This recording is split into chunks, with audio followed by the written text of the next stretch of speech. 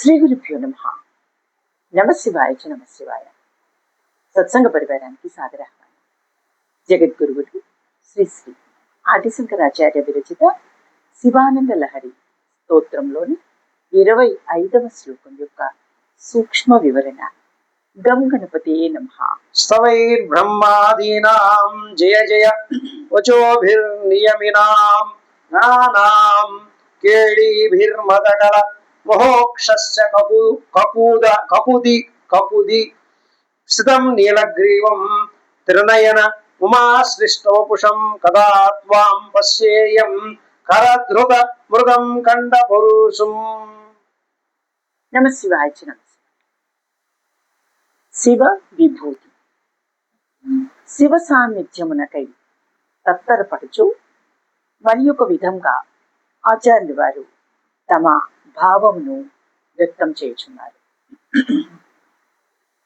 బ్రహ్మాదీనాం, బ్రహ్మ మొదలగు వారి యొక్క స్తవైహి స్తోత్రములతోడను, నియమీనాం నియమాతులకు మహర్షుల యొక్క జయ జయ వచోహో వచోభీహి జయ జయ వచోభీహి జయ జయ ధ్వనులతోడను, గణానాం ప్రథమ గణముల యొక్క కేళీభిహి క్రీడలతోడను, మదకల మహోక్షస్య సంతోషాతిశయమున సొంపుగా ఉన్న వృషభము యొక్క కకుది మూపురమునందు స్థితం ఉన్నట్లే ఉన్నట్టివాడును, స్థితం ఉన్నట్టివాడును, నీలగ్రీవం నల్లని కంఠము గలవాడును, త్రినయనం మూడు కన్నులు కలవాడును, ఉమాశ్లిష్ట వపుషం పార్వతీదేవి చేత ఆలింగనము చేసుకొనబడిన దేహము కలవాడును, కరధృత మృగం చేతితో పట్టుకొనబడిన లేడీ కలవాడును, ఖండ పరుశం ఖండమైన గండ్రపు కొట్టరి కలవాడునకు, త్వాం నిన్నును, కదావా ఎప్పుడు, పశ్యేయం చూతును.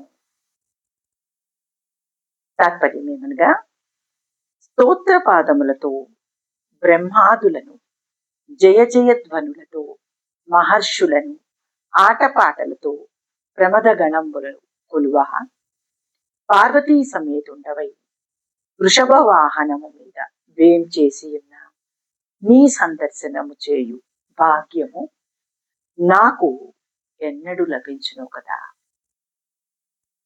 ఓ పరమేశ్వర,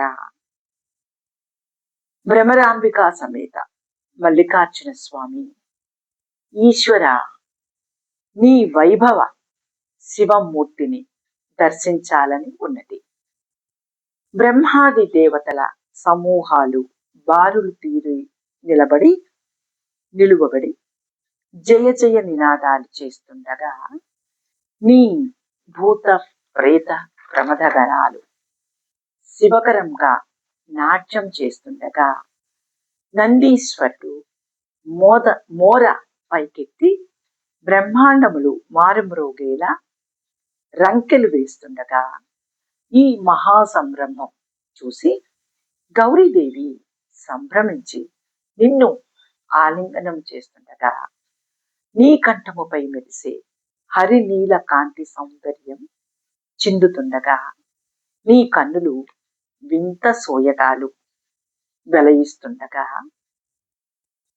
నీవు మహానందంగా ఊరేగుతున్న ఉత్సవ శోభ దర్శించాలని తీవ్ర కాంక్షదేవ. ఆ అదృష్టం నాకున్నదంటావా? ఎప్పుడు కలుగు చేస్తావో కదా ఆశుతోష. భగవత్ వ్యసనం వలన తాము తరించి లోకాన్ని తరింపచేస్తారు. శ్రీరాములు వారిని దర్శించాలని శబరి, శ్రీకృష్ణ దర్శనం కోరి గోపికలు, కాళికాదేవి దర్శనం కోసం రామకృష్ణ పరమహంస వారు పరిపరి విధాలుగా పరితపించారు. త్యాగరాజస్వామి ఎన్నడు చూతునో ఇనకుల తిలక నిన్నెన్నడు చూతునో అని శ్రీరాముల దర్శనానికి పరితపిస్తారు.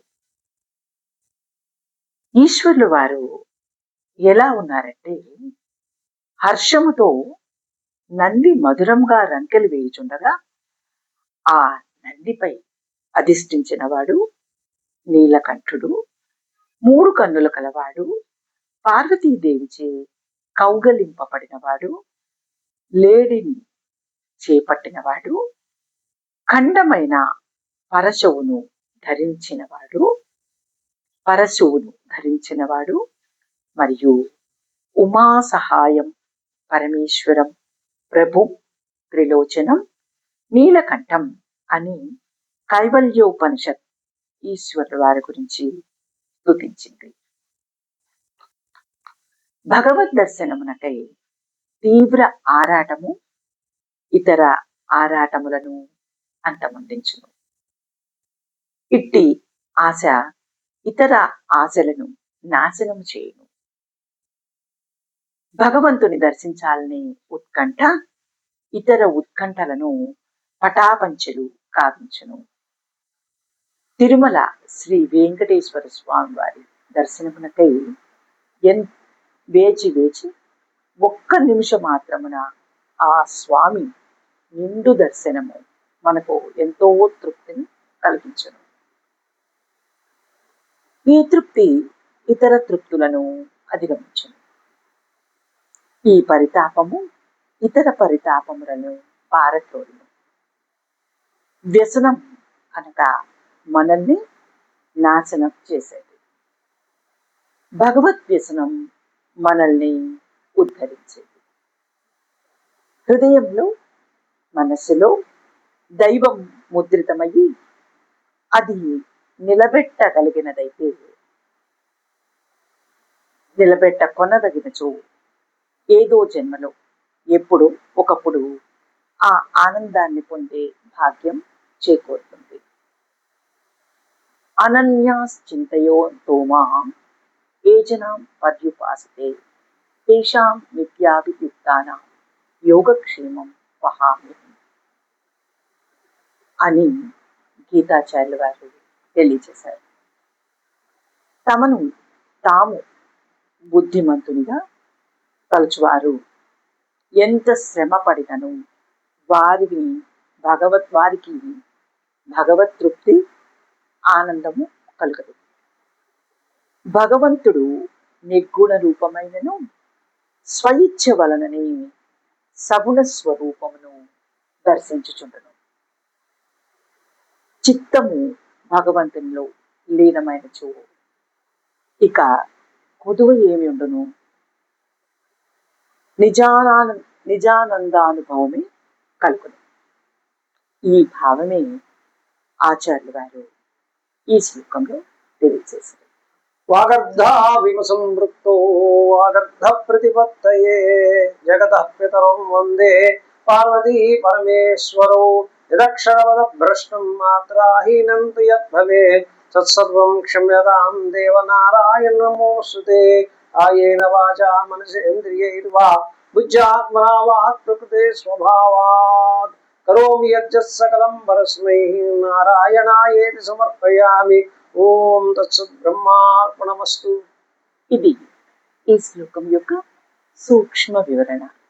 ఆ పార్వతీ పరమేశ్వరుల అనుగ్రహం మనందరి మీద కలుగుగాక. నమః శివాయ చ నమః శివాయ.